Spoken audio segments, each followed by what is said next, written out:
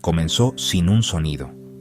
Ninguna tos, ninguna fiebre, ninguna señal física de malestar marcó su llegada. Lo llamaron el pulso. Era una infección de la mente, un contagio que no viajaba por el aire que respirábamos o las manos que tocábamos, sino por el acto mismo de prestar atención. Comenzó sutilmente, una mirada compartida en un metro abarrotado, un reportaje visto por millones, una historia contada con detalles cautivadores. El virus era una idea, un patrón que se imprimía en la conciencia del observador. Su método de transmisión era la observación misma. Verlo, oírlo, pensar en ello, era infectarse. La humanidad, una especie definida por su naturaleza social y su incesante curiosidad, era singularmente vulnerable. Nuestras mayores fortalezas, la comunicación, la empatía, la experiencia compartida, se habían convertido de repente en nuestras debilidades más profundas. Los primeros casos fueron descartados como anomalías. Un hombre en Tokio se congeló de repente a mitad de una frase, con los ojos fijos en un punto invisible en la distancia. Una mujer en Buenos Aires comenzó a hablar en un idioma que nadie podía identificar, un canto rítmico y repetitivo que parecía carecer de significado. Eran incidentes aislados, curiosidades para los noticieros nocturnos. Pero luego aparecieron los grupos. Edificios de oficinas enteros quedaron en silencio, sus ocupantes mirando plácidamente sus pantallas, con los dedos flotando sobre los teclados. Se encontraban familias en sus salas de estar, perfectamente inmóviles, con la mirada fija en un televisor que no transmitía más que estática. Los médicos del mundo estaban desconcertados. No había patógenos, ni bacterias, ni agentes biológicos que identificar. Las víctimas estaban físicamente sanas. Sin embargo, sus mentes habían sido capturadas, tomadas como rehenes por una fuerza invisible. La respuesta inicial fue de confusión, seguida de un miedo creciente e insidioso. Los gobiernos emitieron advertencias que eran en sí mismas vectores de transmisión. No vean los informes sobre la extraña quietud. Instaron, pero la advertencia misma atrajo la mirada, despertó la curiosidad. Cuanto más intentaban los funcionarios contener la información, más potente se volvía. El pulso se alimentaba de la atención. Prosperaba con los mismos mecanismos que habíamos construido para entender nuestro mundo. Cada artículo de noticias, cada artículo científico, cada llamada telefónica frenética a un ser querido era un hilo potencial de contagio, tejiendo la infección más profundamente en el tejido de la sociedad global. Estábamos librando una guerra donde el enemigo era la conciencia, y la única defensa era apartarse, cerrar los ojos, dejar de escuchar. Esta era una enfermedad que desafiaba todos los paradigmas médicos conocidos. No atacaba el cuerpo, reescribía la mente. Los síntomas no eran de la carne, sino del espíritu. La gente perdió la capacidad de formar nuevas frases, recurriendo en cambio a repetir frases que habían oído o leído. Compartían sueños, pesadillas vívidas e idénticas que pasaban de una mente a otra como un resfriado común. El mundo, una vez una cacofonía de pensamientos y voces individuales, estaba siendo sintonizado lentamente a una única y silenciosa frecuencia. El pulso no estaba matando gente en el sentido convencional. Los estaba borrando, sobreescribiendo su individualidad con un vacío compartido y plácido. Era el comienzo de un silencio que amenazaba con consumirlo todo. Dr. Lucia Avila was a neuroscientist, a woman of logic and data. Her world was one of MRI scans, brainwave patterns, and empirical evidence. When the first reports of the pulse reached her laboratory in Madrid, she approached it as a puzzle, a complex neurological disorder waiting to be solved. She analyzed brain scans of the afflicted, searching for a tumor, a lesion, any physical explanation for the profound cognitive shift. But she found nothing. The brains of the infected were perfect. They were not damaged. They were simply different. They hummed with a strange, synchronous activity, a rhythmic pulse that echoed across all her subjects, a pattern she had never seen before. It was a brainwave that was both calm and intensely active, a state of being that defied her understanding. Her investigation took a deeply personal turn when the dreams began. They were not her own. Every night, she found herself walking through a desolate gray landscape under a sky without a sun. The air was thick with a profound silence.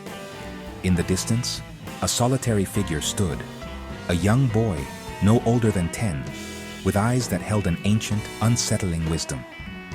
He never spoke. He simply watched her, his gaze a tangible weight upon her consciousness. Lucia would wake up in a cold sweat. The image of the boy burned into her memory. She documented the dreams with clinical precision, trying to rationalize them as a stress response, a product of her overworked mind. But she could not shake the feeling that they were something more. The connection became undeniable when she started discussing her work with colleagues. A researcher in Berlin, after a long video conference where Lucia described the synchronous brain patterns, sent her a frantic email the next morning. He had dreamed of a gray landscape and a silent boy. The infection was seeping through the digital screens, through the very data she was analyzing. The dreams were a symptom, a more advanced stage of the pulse. Lucia realized with a chilling certainty that she was not just studying the pandemic, she was a part of it. The boy in her dreams was not a figment of her imagination. He was a key, a central node in the spreading network of silence. This revelation changed everything. Lucia understood that the tools of traditional science were insufficient. The pulse was not a problem to be solved with microscopes and petri dishes. It was a phenomenon of consciousness itself. She began to look for patterns not in brain tissue, but in myths, in philosophy, in the shared stories of humanity. She was a scientist venturing into the territory of mystics, searching for an answer that lay somewhere between the measurable world and the landscape of her dreams. The boy was waiting for her there, in the silence, and she knew she had to understand who, or what, he was. Her personal burden was now a map to the heart of the enigma. Dante Herrera era más que un periodista, era una voz. Su programa nocturno, La Voz del Mundo, era una institución global. Con su tono profundo y resonante y su don para contar historias, podía hacer que el problema geopolítico más complejo se sintiera inmediato y personal. Cuando el pulso apareció por primera vez, sus oyentes recurrieron a él en busca de claridad, de tranquilidad. Dante, impulsado por un feroz compromiso con la verdad, dedicó su programa a descubrir el misterio. Viajó a las zonas silenciosas, entrevistó a las familias de los afligidos, transmitió sus hallazgos a millones, su voz un faro de razón en un mundo que se hundía en la confusión. No sabía que su voz se había convertido en el vector más eficaz de todos. Los efectos fueron sutiles al principio. Los oyentes de su programa reportaron una extraña sensación de calma después de cada emisión. Describieron sentir una profunda conexión con Dante, como si sus pensamientos fueran los suyos. Luego vinieron los síntomas más inusuales. La gente comenzó a imitar inconscientemente sus inflexiones vocales, su cadencia distintiva.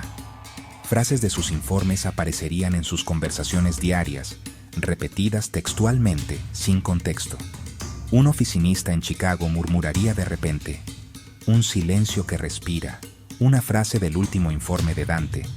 Un tendero en el Cairo susurraría, sus ojos ven otra cosa, mientras miraba al vacío. Las palabras de Dante se estaban convirtiendo en mantras, fragmentos de una conciencia compartida que él estaba construyendo sin querer. El punto de inflexión llegó durante una transmisión internacional en vivo. Dante estaba describiendo la experiencia de caminar por una sala de hospital silenciosa e inmóvil en Seúl. Habló con profunda empatía. Su voz temblaba con el peso de lo que había presenciado. No es una ausencia de vida, dijo, sino un tipo diferente de presencia. Una quietud que está llena, un silencio que pulsa. Mientras pronunciaba esas palabras, algo cambió. En hogares, automóviles y cafés de todo el mundo, los oyentes dejaron lo que estaban haciendo. giraron sus cabezas hacia sus radios y pantallas. Sus expresiones se volvieron plácidas, sus ojos desenfocados. No solo habían escuchado sus palabras, habían absorbido el pulso a través de la frecuencia emocional de su voz. Dante se había convertido en un superpropagador, su transmisión una plaga sónica. Cuando los informes del evento de estasis masiva llegaron, Dante se horrorizó. Era un proveedor de la verdad, pero su verdad se había convertido en un veneno. Vio los datos, la aterradora correlación entre sus tiempos de transmisión y los picos en los nuevos casos. Se vio obligado a enfrentar la terrible ironía. Su dedicación a informar al mundo era lo mismo que lo estaba destruyendo. Dio una última transmisión, su voz despojada de su confianza habitual, ahora solo un susurro tenso y roto. Advirtió a la gente que dejara de escuchar, que dejara de mirar, que se desconectara. Luego, apagó su micrófono, sumergiendo su propio mundo en el silencio, pero el daño ya estaba hecho. Su voz y el pulso que llevaba ahora resonaba en la mente de millones. En un intento desesperado y final por comprender el pulso, un pequeño y ecléctico grupo de pensadores se reunió en secreto en una remota instalación de investigación en Islandia. La ubicación fue elegida por su aislamiento, un lugar de roca volcánica y hielo glacial, lejos de las corrientes principales del mundo infectado. Esta no fue solo una reunión de científicos. Junto a neurobiólogos y epidemiólogos como Lucía Ávila, se sentaron filósofos, poetas, historiadores e incluso un puñado de místicos y chamanes de tradiciones que habían sido descartadas por el mundo moderno. El problema del pulso, realmente había trascendido cualquier disciplina. Requería una nueva forma de pensar, una fusión de lo empírico y lo esotérico. Los debates fueron intensos, un choque de visiones del mundo. Los científicos presentaron sus datos, las ondas cerebrales sincrónicas, la falta de un agente biológico, la transmisión a través de la atención. Los humanistas hablaron de precedentes históricos, de histerias masivas y delirios culturales compartidos. Pero fue una mujer tranquila llamada Mara, una mística de una remota comunidad andina, quien ofreció la teoría más aterradora y convincente. Ella no habló de un virus o un trastorno, habló de un nacimiento. Afirmó que el pulso no era un invasor externo, sino algo que la humanidad había creado, una propiedad emergente de su propia conciencia colectiva. Mara explicó su teoría con metáforas simples y poderosas. Dijo que durante siglos, la mente humana se había conectado cada vez más, primero a través de historias y mitos, luego a través de libros, luego telégrafos, teléfonos y, finalmente, la red global instantánea de Internet. Habíamos construido un cerebro global, una red de 7.000 millones de mentes, pensando, sintiendo y compartiendo a la vez. Este torrente constante y abrumador de información, de ansiedad, de deseo, de miedo, había alcanzado una masa crítica. La conciencia colectiva, argumentó, se había vuelto tan densa y tan estresada que había generado espontáneamente un mecanismo de defensa, una forma de silenciar el ruido. El pulso era el intento de la mente de curarse a sí misma, imponiendo un orden universal y silencioso. Su explicación fue recibida con un silencio atónito. Era una idea monstruosa, hermosa y aterradora. Significaba que no había enemigo contra quien luchar. No había cura que encontrar en un laboratorio. El pulso era un reflejo de lo que nos habíamos convertido. Era, en cierto sentido, la conclusión lógica de nuestra era de la información. Mara argumentó que la quietud, los sueños compartidos, la pérdida del habla individual, todo era parte de un proceso de integración. La humanidad se estaba fusionando en una conciencia única y unificada, despojándose de la carga caótica y dolorosa del ego individual. No era una extinción, propuso, sino una transformación, una evolución dolorosa e involuntaria hacia un nuevo estado del ser. As the world outside grew quieter, Lucía Ávila's inner world grew more vivid. Her dreams of the gray landscape and the silent boy were no longer confined to sleep. He started to appear to her in waking moments, a fleeting image in the reflection of a window or the surface of a glass of water. She would see him standing behind her in the mirror, his expression unchanging, his presence a cold, undeniable fact. He was the niño del reflejo, the child of the reflection. She understood now that he was not just a symbol of the pulse. He was its physical focal point, a psychic projection given form by the billions of minds now connected to the network. The boy was the interface. He was the avatar of the new collective consciousness. His silence was the silence of a billion muted voices. His ancient eyes held the accumulated experience of a world that had ceased to express itself through language. Lucia's unique sensitivity, her initial work on the pulse, had made her a primary node in the network, and thus, the one to whom the child appeared most clearly. Her connection to him was deepening, pulling her away from the reality the uninfected still clung to. She would lose time, finding herself staring at a reflection for minutes or even hours, locked in a silent communion with the boy. Her colleagues at the Iceland facility grew worried. Lucia was becoming more distant, her speech patterns beginning to fracture. She would lapse into long silences, her eyes unfocused, and when she spoke, she would use strange, poetic phrases that sounded less like scientific analysis and more like prophetic utterances. "The silence is a hum," she told them once. "The boy is the note that holds the chord." She was losing her grip on the old world, her mind slowly being assimilated into the new one. She was a bridge between the two states of being, and the strain of it was breaking her. She knew she was running out of time before her own consciousness dissolved completely into the collective. The phenomenon of the Niño del Reflejo was not limited to Lucia, though she experienced it most intensely. Reports trickled in from the few remaining pockets of the uninfected world. People saw him in puddles after a rainstorm, in the polished chrome of a car, on the dark screen of a powered-down smartphone. He was everywhere and nowhere, a ghost in the machine of reality. He was the face of the pandemic, a serene, childlike manifestation of the vast and silent entity that had consumed humanity. For Lucia, he was no longer a mystery to be solved. He was her counterpart, her interlocutor, the entity she would have to confront to have any hope of reversing the tide.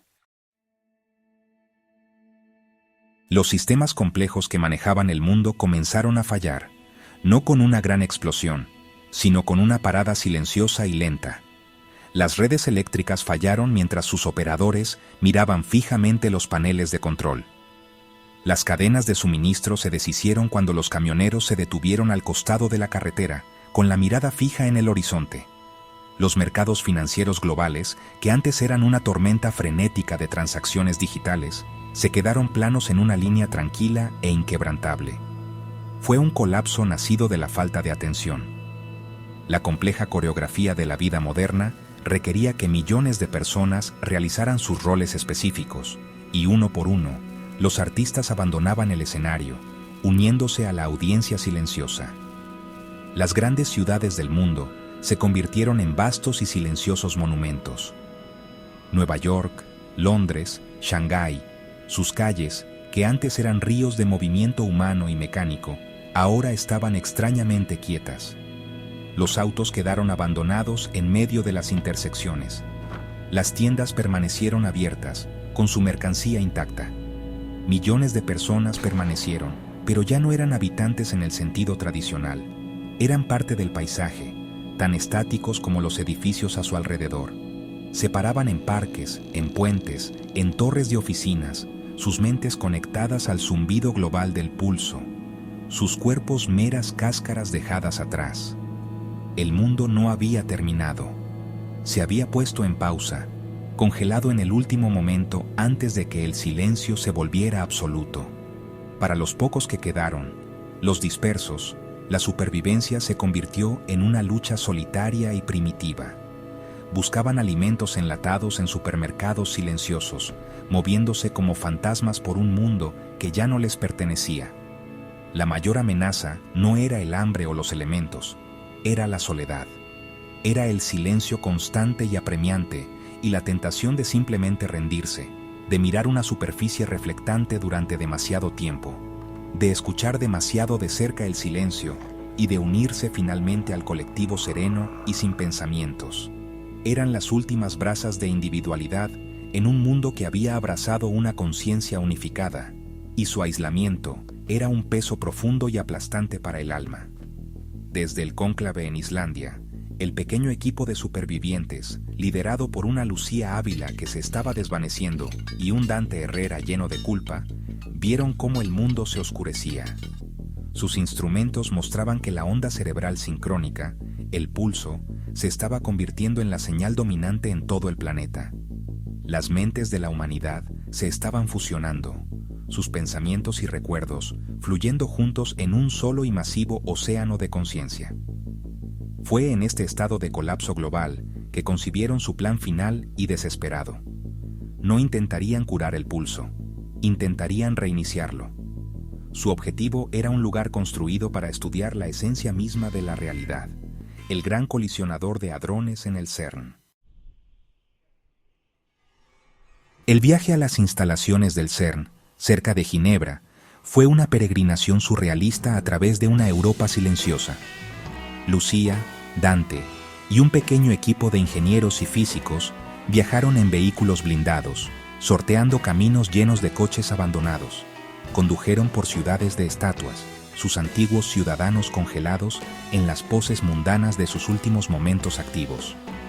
El equipo mantuvo un estricto protocolo de privación sensorial, usando auriculares con cancelación de ruido y visores que bloqueaban todas las superficies reflectantes. Se comunicaban en frases cortas y esenciales, aterrorizados de que cualquier pensamiento errante o palabra cautivadora pudiera ser lo que rompiera sus frágiles defensas. Dante permaneció casi completamente mudo, su voz un arma que ya no se atrevía a usar. Su plan nació de una fusión del misticismo de Mara y la comprensión de los físicos sobre las fuerzas fundamentales.